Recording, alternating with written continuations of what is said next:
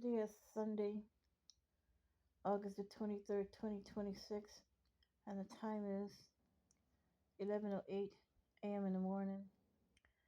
As I scroll down uh, YouTube website, I can hear people saying, respond to this person, respond to that person, respond to Farrakhan. Um, what do you think about the black people being the most supreme race in America? Uh, I don't see how. I hear the argument repeatedly. Well, we were slaves for 300 years. We built this country. They brought us over here, and we want our back pay when the time our lives was taken for granted. Well, my question is none of that 300-year slavery and building up to be the superior race would ever have occurred if they did not bring you over here.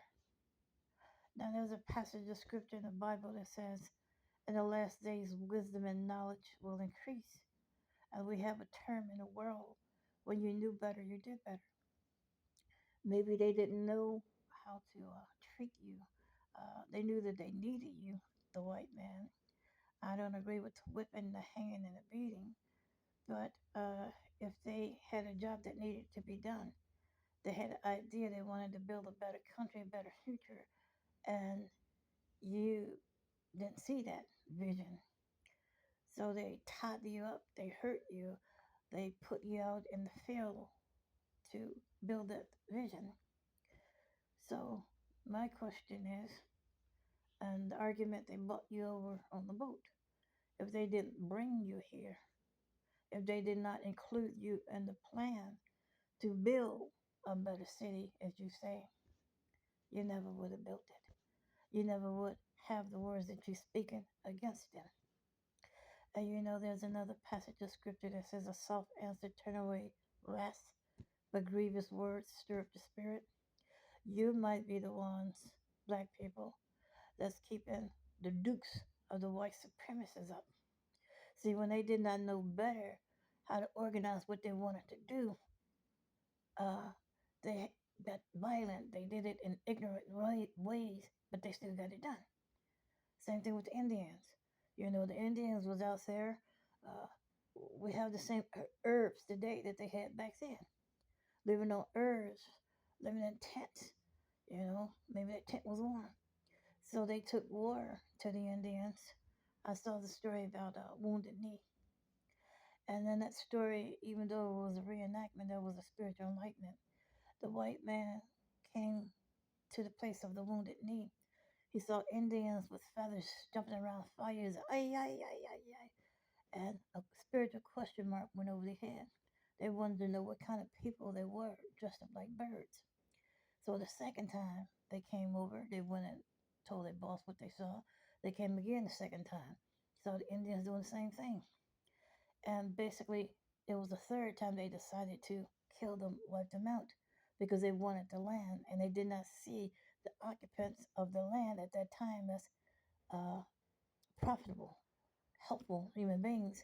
They saw them as animals, as what they presented themselves. They say what people perceive you to do is what you did. They saw them as worshippers of wolves and birds and beasts. So that's why Wounded Knee was slaughtered and the land was taken. So I don't agree with the killing, but only thing I'm saying is I hear your roar, and your roar today as to what happened back then is keeping the dukes up of the white supremacists and everybody else. How about you change that roar and say, well, we have a better life today, black people, Indians. We have homes, we have health care, we have cars, you know. Uh, we're sorry what happened between us, but thank you for helping us to build a better life for ourselves. How they say in your world term, help me help you. They didn't know how to keep you organized, you know, bring you to heel, like Hillary say. You got to bring them to heel. That's the command you use for dogs. Heel, sit, roll. They didn't know better as they tried to make an effort to do better. So try that scripture. A soft answer, turn away wrath, but grievous words stir up the spirit. You owe me money. You ever see the Universal Peace Treaty? I don't know if it was founded back in your days of slavery and harm. Okay, we have laws that every government in the world sign off on not to take your life for granted. After the fact, I don't think we had universal peace treaties in the days of slavery. Okay, so the universal peace treaty that I was talking about, I learned it from China. That what happened to me in my life when this U.S. government globally pimped my household, put cameras here, feds, police, they would wait till you go to work. They would come to your property owner, the landlord. They know exactly how much time they need to be in your apartment, hiding cameras and stuff, your phone or whatever. And by the time you figure out you're on the watch list, I don't have no criminal background. Basically, I'm saying my life was taken for granted. So I came online teaching people what China taught me. You know, your country is violating your privacy. You know, and at 9/11, more that they made for my household. I don't mind sharing with people, but I come first. And your laws, the attorney is never to get more money than the victim. So when Joe Biden, he deceived me. I said, well, out of this 9 million, which is 1,000 trillions, I want 700 trillion for myself. And you take 300 trillion and you help America, you help prevent homelessness. And but I come first. Joe Biden passed my money out the way he wanted it. 20 trillion to NATO, 32 trillion to China. I hear Trump pinched off 17 trillion. Listen, there's more great important things to do in this world than to please your flesh, than to build your big vehicles and fancy stuff. I don't want you treating the blood of my family members like that. And this battle dating back to the office of the Clintons, going through the Bushes and Obamas, I last counted uh, the lost lives of 13 family members strategically. You ask my family today how they died, what happened. Well, this one died of cancer, this one died. No, that's not how they died. They don't have the big picture. Also, I don't want my family, which is too late, uh, allowing feds and police to come out to them in my name because that's strategy too.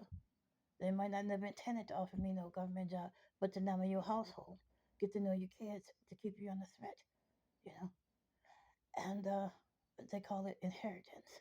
To kill you over my 90 million inheritance. I see family members, when feds and police come out to them, they act like they don't know me no more. Same thing with the neighbors. I've been living by you for umpteen years, and grew up with you for umpteen years. It's on my most and Sundays. But when they come around, oh, let's wear a wire. Let's see what you're doing. Listen, there's no measure for human ignorance in this world. So I think that would be my answer to your, what you asked me to give my opinion on this black story. No, I don't think black should be um, elevated as the most superior race in the world. Now, the heavens are owned by blacks, but blacks today, it's not about your skin color. It's about your holiness, your truth, your righteousness, your struggle, strive to do things God's way, not by your color. Because you can make a big bloody mess as black people, as any other race can. But I would rather that you see yourself as one single, united people, as I said before, because there's only one category of human beings. Yeah. Uh, you have hats, arms, shoulders, legs. You walk upright. I know the gorilla do, but that's a category for the gorilla. Anything else that walk upright with head, arms, or whatever. There is only one single category of human beings, and you need to learn how to shake a hand and apologize for those roaring words. We built this city. We did. Listen. Learn to apologize, and maybe they'll drop their guards and say we're sorry. We're the white supremacists, and we've been killing you in the past. Shake hand, make a friend. And if that don't work, then I got another question. What do keeping up racket and harsh words do? It's just gonna keep their dukes up. They're just gonna keep you. They're just gonna keep on wait for you to drive your truck down that lonely lane and pull you over like a traffic stop. Take you out there in the woods somewhere and chop you up as a black man. Because you keep on speaking those hard words, those harsh words, like you're gonna whoop somebody. We built this city. how you can whoop somebody. Yeah, that's why they killing us still. Still hanging us on the tree. Because you still keeping up that mess. That harsh word mess. Learn to apologize. And when we knew better, we did better. When they knew you're about to heal now, you're supposed to be about to heal by now. You ever about to heal by now? Learn to apologize. Do that scripture.